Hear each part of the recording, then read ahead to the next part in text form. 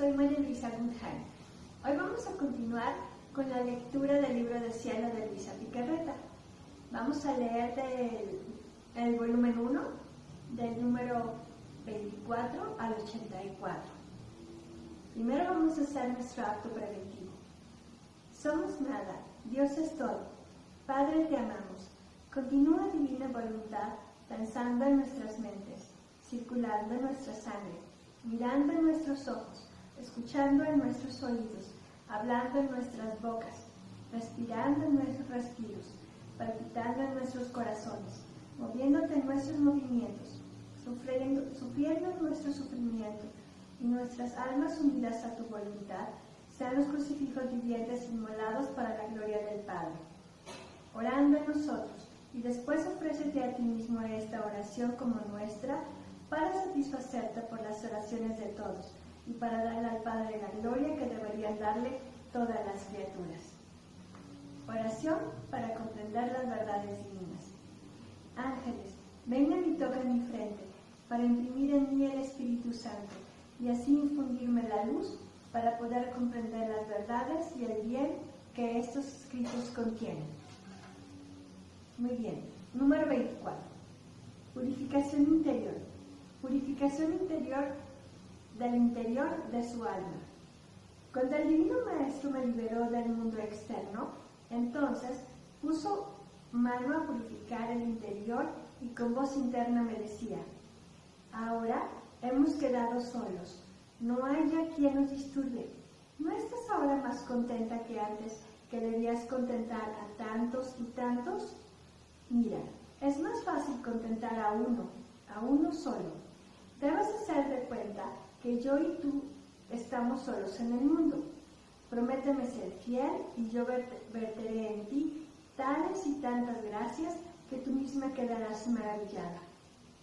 Luego continuó diciéndome: sobre ti he hecho grandes designios, siempre y cuando tú me correspondas. Quiero hacer de ti una perfecta imagen mía, comenzando desde que nací hasta que morí. Yo mismo te enseñaré un poco cada vez el modo que lo harás. Y sucedía así. Cada mañana después de la comunión me decía lo que debía hacer en el día. Lo diré todo brevemente, porque después de tanto tiempo es imposible poder decirlo todo. No recuerdo bien, pero me parece que la primera cosa que me decía que era necesaria para purificar el interior de mi corazón era el aniquilamiento de mí misma, esto es, la humildad.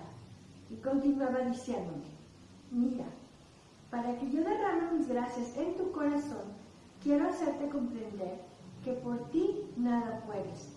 Yo me cuido muy bien de aquellas almas que se atribuyen a ellas mismas lo que hacen, queriéndome hacer tantos hurtos de mis gracias. En cambio, con aquellas que se conocen a sí mismas, yo soy generoso, en verter a torrentes mis gracias, sabiendo muy bien que no las refieren a ellas mismas. Me agradecen y tienen la estima que conviene. Viven con continuo temor de que si no me corresponden, puedo quitarles lo que les he dado, sabiendo que no es cosa de ellas. Todo lo contrario, en los corazones que apestan de soberbia, ni siquiera puedo entrar en su corazón, porque inflado de ellos mismos, no hay lugar donde poderme poner. Las miserables no toman en cuenta mis gracias y van de caída en caída hasta la ruina. Por eso, quiero que en este día hagas continuos actos de humildad. Quiero que tú estés como un niño envuelto en pañales, que no puede mover ni un pie para dar un paso, ni una mano para obrar, sino que todo lo espera de la madre. Así, tú te estarás junto a mí como un niño, rogándome siempre que te asista, que te ayude, confesándome siempre tu nada, en suma, esperando todo de mí. Entonces buscaba hacer cuanto más podía para contentarlo. Me empequeñecía, me aniquilaba, y a veces llegaba a tanto de sentir casi deshecho de mi ser, de modo que no podía obrar ni dar un paso, ni siquiera un respiro, si él no me sostenía. Además, me veía tan mala que tenía vergüenza de dejarme ver por las personas, sabiendo que soy la más fea, como en realidad lo soy aún. Así que por cuanto más podía las reía y decía entre mí, oh, si supieran cómo soy mala y si pudieran ver las gracias que el Señor me está haciendo, porque yo no decía nada a nadie y que yo soy siempre la misma, oh, cómo me tendría en horror. Después, en la mañana, cuando iba de nuevo a comulgar, me parecía que al venir Jesús a mí hacía fiesta por el contento que sentía al verme tan aniquilada. Me decía otras cosas sobre el aniquilamiento de mí misma, pero siempre de manera diferente a la anterior. Yo creo que no una, sino cientos de veces me ha hablado. Y si me hubiera hablado miles de veces, tendría siempre nuevos modos para hablar sobre la misma virtud. Oh, mi divino Maestro, cuán sabio eres, si al menos te hubiera correspondido. Recuerdo que una mañana, mientras me hablaba sobre la misma virtud, me dijo que por falta de humildad había cometido muchos pecados y que si yo hubiera sido humilde, me habría tenido más cerca a él y no habría hecho tanto mal. Me hizo entender que era feo el pecado, la afrenta que este miserable gusano había hecho a Jesucristo, la ingratitud horrenda, la impiedad enorme, el daño que le había venido a mi alma. Quedé tan espantada que no sabía qué hacer para reparar. Hacía algunas mortificaciones, pedía otras al confesor, pero pocas me eran concedidas, así que todas me parecían sombras, y no hacía otra cosa que pensar en mis pecados, pero siempre más estrechada a él. Tenía tal temor de alejarme de él y de actuar peor que antes, que yo misma no sé explicarlo. No hacía otra cosa cuando me encontraba con él, que decirle la pena que sentía por haberlo ofendido. Le pedía siempre perdón, le agradecía porque había sido tan bueno conmigo y le decía de corazón, mira, oh Señor, el tiempo que he perdido mientras que habría podido amarte. Entonces, no sabía decir otra cosa que el grave mal que había hecho. Finalmente, un día repitiéndome, me dijo, olvido de las culpas. No quiero que pienses más en esto, porque cuando un alma se ha humillado, convencida de haber hecho mal, y ha lavado su alma en el sacramento de la confesión, y está dispuesta a morir antes que ofenderme, el pensar en ello es una afrenta a mi misericordia. Es un impedimento para estrecharla a mi amor, porque siempre busca con su mente envolverse en el fango pasado y me impide hacerle tomar el vuelo hacia el cielo, porque siempre con aquellas ideas se encierra en sí misma, si es que busca pensar en ellas. Y además, mira, yo no recuerdo ya nada, lo he olvidado perfectamente. ¿Ves tú alguna sombra de rencor de parte mía? Yo le decía, no, Señor, eres tan bueno, pero sentía rompérseme el corazón de ternura. Y él, ¿querrás mantenerte delante de estas cosas? Y yo, no quiero. Y él, pensemos en amarnos y en contentarnos mutuamente. Y de ahí en adelante no pensé más en eso. Hacía cuanto más podía por contentarlo y le pedía que él mismo me enseñase el modo como debía hacer para reparar el tiempo pasado, y él me decía, imitación de su vida, imitación de la vida de Jesús. Estoy pronto a hacer lo que tú quieres. Mira, la primera cosa que te dije que quería de ti era la imitación de mi vida, así que veamos qué cosa te falta. Señor, le decía, me falta todo, no tengo nada. Y bien, me decía, no temas, poco a poco haremos todo. Yo mismo conozco cuán débil eres, pero es de mí que debes tomar fuerza. No lo recuerdo en orden, pero como pueda lo diré. Y agregaba, espíritu de rectitud. Quiero que seas siempre recta en tu obrar. Con un ojo me debes mirar a mí y con el otro debes mirar lo que estás haciendo. Quiero que las criaturas te desaparezcan del todo. Si te vienen dadas órdenes, no mires a las personas. No, sino debes pensar que yo mismo quiero que tú hagas lo que te es ordenado. Entonces, con el ojo fijo en mí, no juzgarás a ninguno, no mirarás si la cosa te es penosa o te gusta, si puedes o no puedes hacerla. Cerrando los ojos a todo esto los abrirás para mirarme solo a mí. Me llevarás junto a ti, pensando que te estoy mirando fijamente y me dirás, Señor, solo por ti lo hago, solo por ti quiero obrar, no más esclava de las criaturas. Así que si caminas, si obras, si hablas, en cualquier cosa que hagas, tu único fin debe ser de agradarme solo a mí. Oh, cuántos defectos evitarás si haces así. Otras veces me decía, también quiero que si las personas te mortifican, te injurian, te contradicen, la mirada también fija en mí, pensando que con mi misma boca te digo, hija, soy propiamente yo que quiero que sufras esto, no las criaturas, aleja la mirada de ellas, sino solo yo y tú, siempre, todas las demás destrúyelas. Mira, quiero hacerte bella por medio de estos sufrimientos, te quiero enriquecer con méritos, quiero trabajar tu alma, volverte similar a mí. Tú me harás un regalo, me agradecerás afectuosamente, serás agradecida por aquellas personas que te dan ocasión de sufrir, recompensándolas con algún beneficio. Haciendo así, caminarás recta ante mí, ninguna cosa te dará más inquietud y gozarás siempre de paz. Espíritu de mortificación.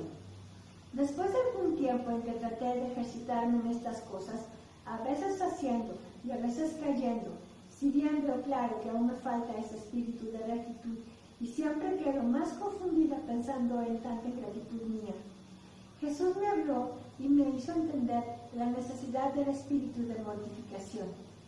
Si bien me recuerdo que en todas estas cosas que me decía, me agregaba siempre que todo debía ser hecho por amor suyo, y que las virtudes más bellas, los sacrificios más grandes, se volvían insípidos si no tenían principio en el amor.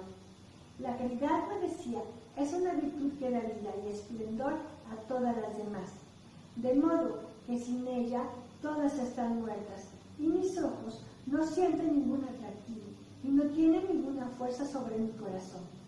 Estate pues atenta, y haz que tus obras, aun las mínimas, estén investidas por la caridad. Esto es en mí, conmigo y por mí. Ahora vayamos directamente a la mortificación. Quiero, me decía, que en todas tus cosas, hasta las necesarias, sean rectas con espíritu de sacrificio.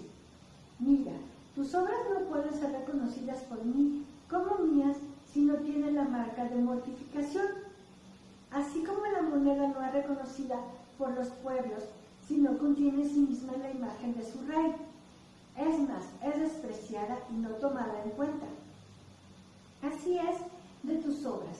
Si no tienen el injerto con mi cruz, no pueden tener ningún valor. Mira, ahora no se trata de destruir a las criaturas, sino a ti misma, de hacerte morir para vivir solamente en mí y de mí misma vida. Es verdad que te costará más de lo que has hecho, pero ten valor, no temas, no lo harás tú sino yo, que obraré en ti. Entonces recibía otras luces sobre la aniquilación en mí misma y me decía, tú no eres otra cosa que una sombra, que mientras quieres tomarla, te huye, tú eres nada. Yo me sentía tan aniquilada que habría querido esconderme en los más profundos abismos, pero me veía imposibilitada para hacerlo. Sentía tal vergüenza que quedaba muda. Mientras estaba en este reconocimiento de mi nada, él me decía, ponte junto a mí, apóyate en mi brazo. Yo te sostendré con mis manos y tú recibirás fuerza. Tú estás ciega, pero mi luz te servirá de guía. Mira, me pondré delante y tú no harás otra cosa que mirarme para imitarme. Después me decía, la primera cosa que quiero que mortifiques es tu voluntad. Aquel yo se debe destruir en ti. Quiero que la tengas sacrificada como víctima ante mí, para hacer que tu voluntad y de la mía se forme una sola. ¿No estás contenta? Sí, Señor, pero dame la gracia, porque veo que por mí nada puedo. Y él continuaba diciendo, sí, yo mismo te contradiré en todo, y a veces por medio de las criaturas. Y sucedía así. Por ejemplo, si a la mañana me despertaba y no me levantaba enseguida, la voz interna me decía: tú descansas, y yo no tuve otro lecho que la cruz. Pronto, pronto, no tanta satisfacción. Si caminaba y mi vista se iba un poco lejos, pronto me reprendía. No quiero tu vista, no la dejes de ti más allá que la distancia de un paso a otro para hacer que no tropieces. Si me encontraba en el campo y veía flores, árboles, me decía: yo todo lo he creado por amor tuyo. Tú priva tu vista de este contento por amor mío. Aún en las cosas más inocentes y santas, como por ejemplo los ornamentos de los altares, las procesiones, me decía: no debes tomar otro placer que en mí solo. Si mientras trabajaba estaba sentada y me decía: estás demasiado cómoda, ¿no te acuerdas que mi vida fue un continuo penal? ¿Y tú? ¿Y tú? Enseguida, para contentarlo, me sentaba en la mitad de la silla y la otra mitad la dejaba vacía. Y algunas veces en broma le decía: mira, oh Señor, la mitad de la silla está vacía, ven a sentarte junto a mí.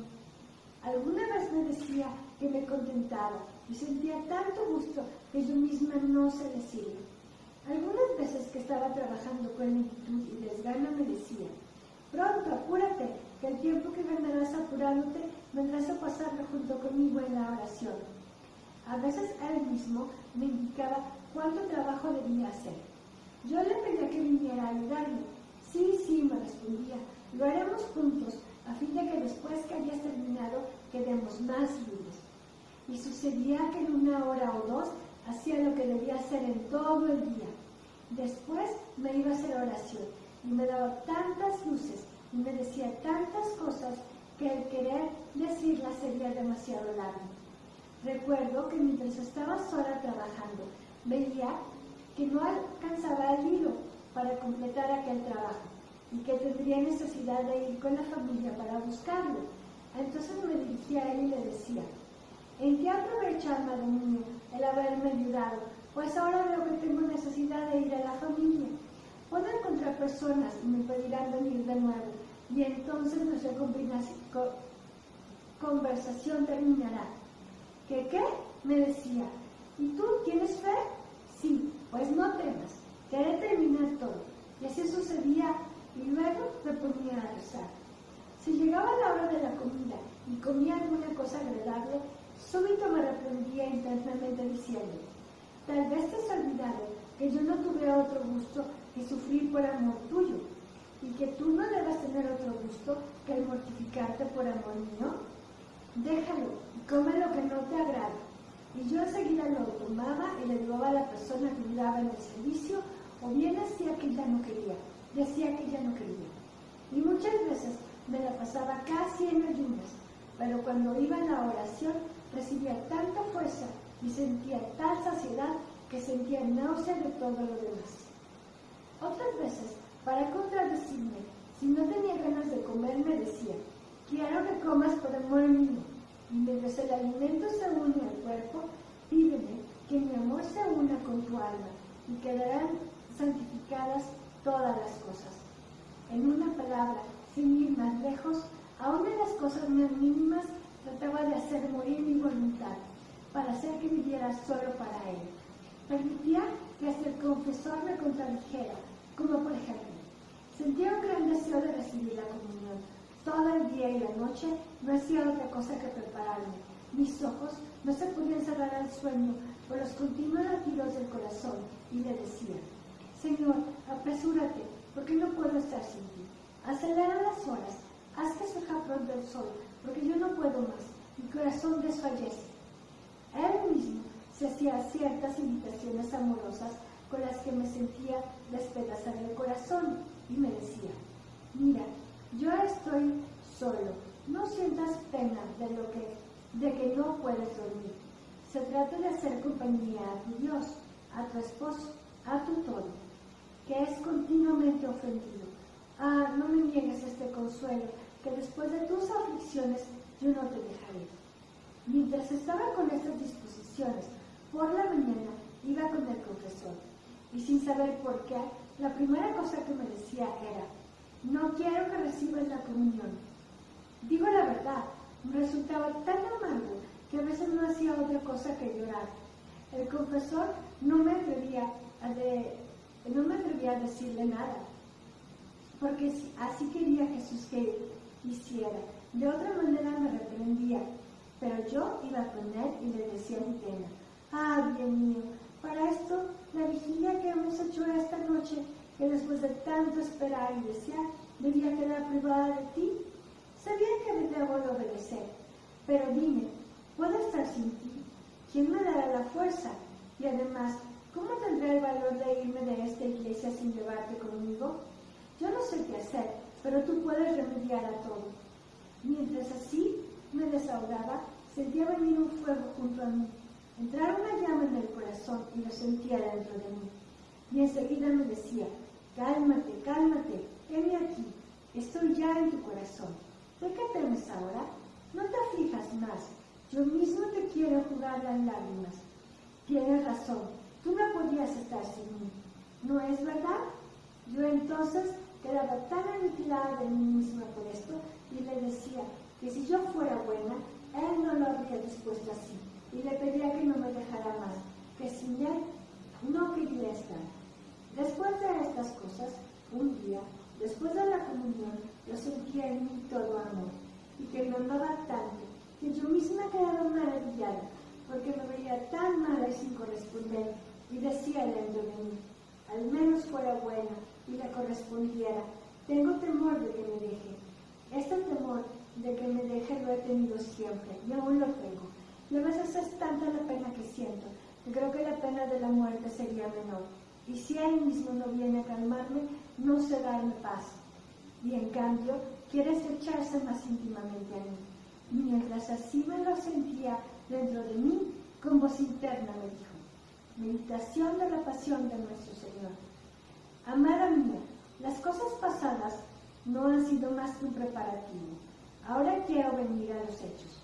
Y para disponer tu corazón, para hacer lo que quiero de ti, esto es, la imitación de mi vida, quiero que te internes en el mar inmenso de mi pasión.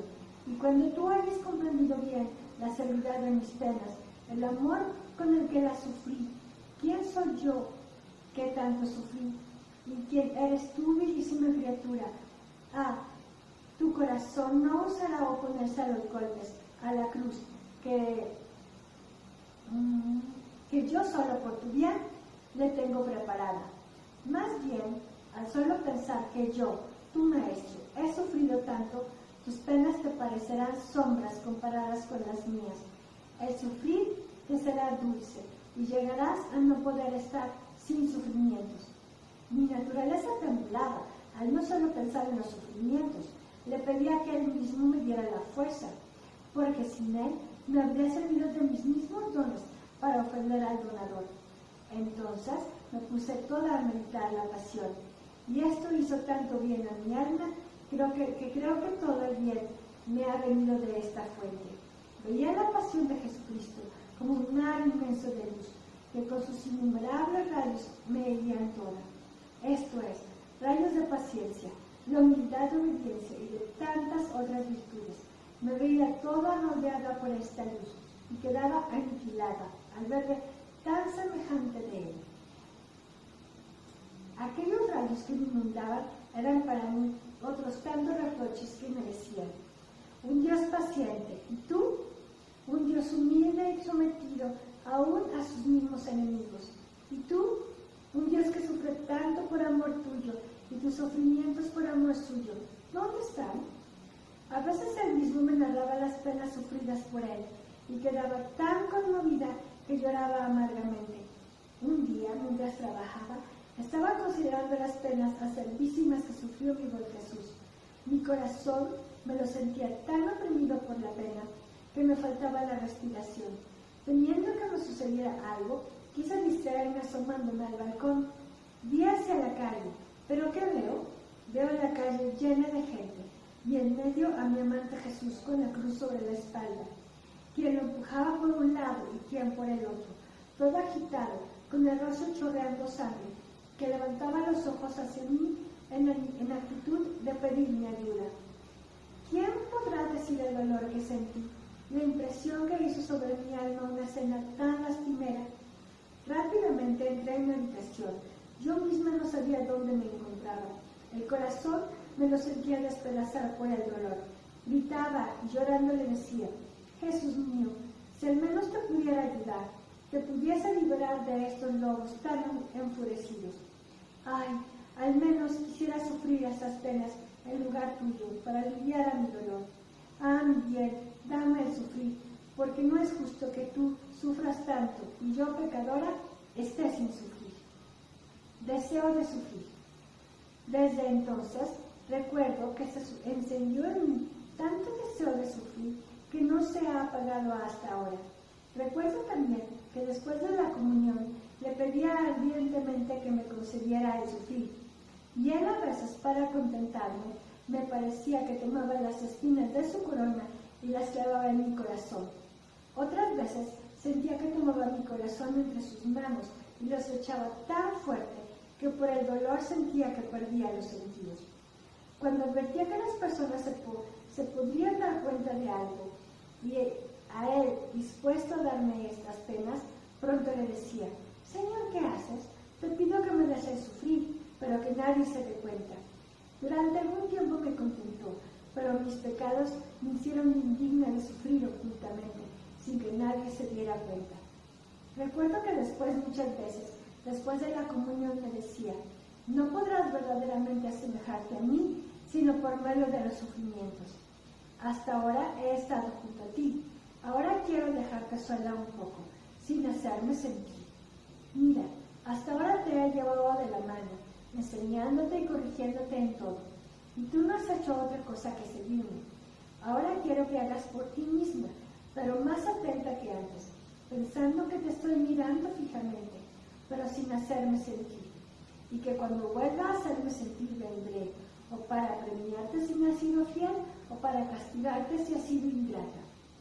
Quedaba tan espantada y abatida por esta noticia que le decía: Señor, mi todo y mi vida, ¿cómo podré subsistir sin ti? ¿Quién me dará la fuerza? Como después que me has hecho dejar todo, de modo que siento como si nadie existiera para mí, me quieres dejar sola y abandonada. ¿Hasta has olvidado de cuán mala soy y que sin ti nada puedo? Y por esta recriminación tomando un aspecto más serio agregaba: es que te quiero hacer comprender bien quién eres tú. Mira, lo hago por tu bien, no te entristezcas. Quiero preparar tu corazón a recibir las gracias que he diseñado para ti. Hasta ahora te he asistido sensiblemente, ahora será menos sensible. Te haré tocar con la mano empinada. Te cimentaré bien en la profunda humildad para poder edificar sobre ti muros altísimos. Así que en vez de afligirte, deberías alegrarte y agradecerme, pues cuanto más pronto te haga pasar el mar tempestuoso, tanto más pronto llegarás a puerto seguro. A cuantas más duras pruebas te sujetaré, tantas gracias más grandes te daré. Así que ánimo, ánimo, y después pronto vendré. Y al decirme esto, me parecía que me bendecía y se fue. ¿Quién podrá decir la pena que sentía, el vacío que dejaba en mi interior, las amargas lágrimas que derramé? Sin embargo, me resigné a su santa voluntad. Parecía que de lejos le besaba la mano que me había bendecido, diciéndole: adiós, oh esposo santo, adiós. Veía que todo para mí había terminado, ya que solo lo tenía a él, y faltándome él, no me quedaba ningún otro consuelo, sino que todo se convertía en amarguísimas penas. Más bien, las mismas criaturas me recrudecían la pena, de modo que todas las cosas que veía parecía que me decían: mira, somos obras de tu amado, y él, ¿dónde está? Si miraba agua, fuego, flores, hasta las mismas piedras, enseguida el pensamiento me decía: ah, estas son obras de tu esposo. Ellas tienen el bien de verlo, y tú no lo ves. Ah, obras de mi Señor, denme noticias y díganme, ¿dónde se encuentra? Me dijo que pronto volvería, pero quién sabe cuándo. A veces llegaba tan amarga desolación que me sentía faltar la respiración. Me sentía helar toda, sentía un escalofrío por toda mi persona. A veces me daba cuenta la familia, y lo atribuían a algún mal físico y querían ponerme en tratamiento, llamar a médicos. A veces insistían tanto que lo lograban, pero yo, sin embargo, hacía cuanto más podía para quedarme sola, así que pocas veces lo advertían. Recordaba también todas las gracias, las palabras, las correcciones, las reprensiones. Veía claramente que todo lo obrado hasta ahí, todo había sido obra de su gracia, y que de mí no quedaba más que la pura nada y la inclinación al mal. Tocaba con la mano que sin él no sentía más el temor tan sensible. Aquellas luces tan claras en la meditación, de modo que permanecía hasta 2 o 3 horas. Hacía cuanto más podía por hacer lo que hacía cuando lo sentía, porque oía repetir aquellas palabras: si me eres fiel, vendré para premiarte, si ingrata, para castigarte. Así pasaba a veces 2 días, a veces 4, más o menos como a él le agradaba. Mi único consuelo era recibirlo en el sacramento. Ah, sí, ciertamente, ahí lo encontraba, no podía hablar. Y recuerdo que pocas veces no se hacía oír, porque tanto le pedía y volvía a pedir y lo importunaba que me contentaba, pero no amoroso y amable, sino severo. Después que pasaban aquellos días en aquel estado descrito arriba, especialmente si le había sido fiel, me lo sentía regresar dentro de mí, me hablaba más claramente, y como en los días pasados no había podido concebir dentro de mí ni una palabra, ni oír nada, entonces entendí que no era mi fantasía. Muchas veces lo pensaba antes, tanto que de lo dicho hasta aquí no decía nada ni al confesor ni a ninguna otra alma viviente. Sin embargo, hacía cuanto más podía para corresponderle, porque de otra manera me hacía tanta guerra que no tenía paz. Ah, Señor, has sido tan bueno conmigo y yo tan mal aún. Modo de triunfar en las pruebas. Siguiendo con lo que había comenzado, me lo sentía dentro de mí. Lo abrazaba, me lo estrechaba y le decía: amado bien, mira cuán amarga me ha resultado tanta separación.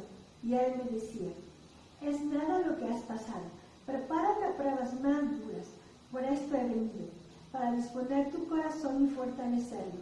Ahora me dirás todo lo que has pasado, tus dudas y temores, todas tus dificultades, para poderte enseñar el modo de cómo comportarte en mi ausencia.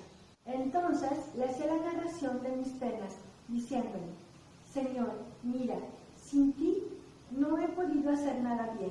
La meditación la he hecho toda distraída, fea, tanto que no tenía ánimo para ofrecértela. En la comunión no he podido estar las horas enteras, como cuando te sentía. Me veía sola, no tenía con quién entenderme, me sentía toda vacía. La pena de tu ausencia me hacía probar agonías mortales.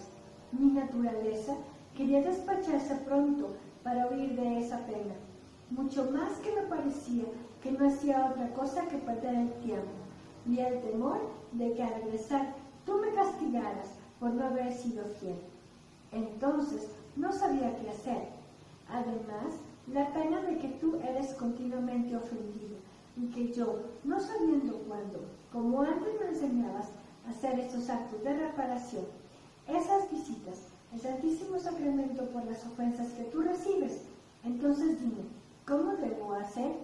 Y él, instruyéndome benignamente, me decía: primero, has hecho mal al estarte tan turbada. ¿No sabes tú que soy yo espíritu de paz? Y la primera cosa que te recomiendo es no disturbar la paz del corazón. Cuando en la oración no puedes recogerte, no quiero que pienses en esto o aquello, cómo es o cómo no es, haciendo así tú misma llamas a la distracción. Más bien, cuando te encuentres en este estado, la primera cosa es que te humilles, confesándote merecedora de esas penas, poniéndote como un humilde corderillo en manos del verdugo, que mientras lo mata le lame las manos. Así, tú mientras me ves golpeada, abatida, sola, te resignarás a mis santas disposiciones, me agradecerás de todo corazón, Besarás la mano que te golpea, reconociéndote indigna de esas penas. Después me ofrecerás aquellas amarguras, angustias y tedios, pidiéndome que los acepte como un sacrificio de alabanza y de satisfacción por tus culpas, de reparación por las ofensas que me hacen. Haciendo así, tu corazón subirá ante mi trono como incienso olorosísimo. Herirá mi corazón y traerá sobre ti nuevas gracias y nuevos carismas. El demonio, viéndote humilde y resignada, toda abismada en tu nada, no tendrá fuerza de acercarse. He aquí que donde tú creías perder, harás grandes adquisiciones. Segundo, respecto a la comunión, no quiero que te aflijas de que no sabes estar. Debes saber que es una sombra de las penas que sufrí en el Getsemaní, que cuando te hagan partícipe de los flagelos, de las espinas y de los clavos, ¿qué será? El pensamiento de las penas mayores te hará sufrir con más ánimo las penas menores. Por tanto, cuando en la comunión te encuentres sola, agonizante, piensa que te quiero un poco en mi compañía, en la agonía del huerto. Por tanto, ponte junto a mí y haz una comparación entre tus penas y las mías. Mira, tú sola y privada de mí, y yo también solo, abandonado por mis más fieles amigos que están adormilados, dejado solo hasta por mi divino Padre, y además en medio de penas acerbísimas, rodeado de serpientes, de víboras y de perros enfurecidos, los cuales eran los pecados de los hombres, y donde estaban también los tuyos, que hacían su parte, que me parecía que me querían devorar vivo. Mi corazón sintió tanta opresión que me lo sentí como si estuviera bajo una prensa, tanto que sudé viva sangre. Dime tú, ¿cómo has llegado a sufrir tanto? Entonces, cuando te encuentres privada de mí, afligida, vaciada de todo consuelo, llena de tristezas, de afanes, de penas, ve junto a mí, límpiame esa sangre, ofréceme esas penas como alivio de mi amarguísima agonía. Haciendo así, encontrarás el modo de entretenerte conmigo después de la comunión. No que no sufras, porque la pena más amarga que puedo dar a mis almas queridas es el privarlas de mí. Pero tú, pensando que con tu sufrir me das consuelo, estarás contenta. Tercero, en cuanto a las visitas y actos de reparación, tú debes saber que todo lo que hice en el curso de los 33 años, desde que nací hasta que morí, lo continúo en el sacramento del altar. Por eso, quiero que me visites 33 veces al día, honrando todos mis años y uniéndote conmigo en el sacramento, con mis mismas intenciones, esto es, de reparación, de adoración. Esto lo harás en todos los momentos del día. Al primer pensamiento de la mañana, de inmediato vuelve ante el sagrario, donde estoy por amor tuyo, y me visites. Al último pensamiento de la tarde, mientras duermes por la noche, antes y después de comer, al principio de cada acción tuya, caminando, trabajando. Mientras así me decía, me sentía toda confundida, y no sabiendo si podía lograr hacerlo, le dije: Señor, te pido que estés junto a mí, hasta que tenga la costumbre de hacerlo, porque conozco que contigo todo puedo, pero sin ti, ¿qué puedo hacer yo, miserable? Y él benignamente agregaba: sí, te contentaré. Cuando te he fallado, quiero tu buena voluntad y cualquier ayuda que quieras, te la daré.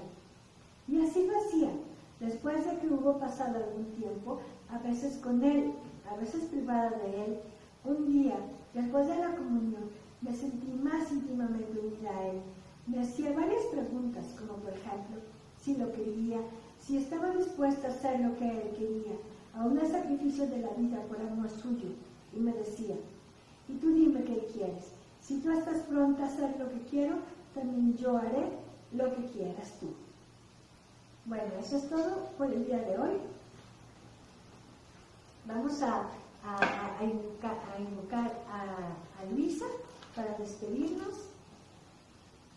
Luisa, pequeña hija de la divina voluntad, continúa en medio de nosotros viviendo y difundiendo el reino de la divina voluntad.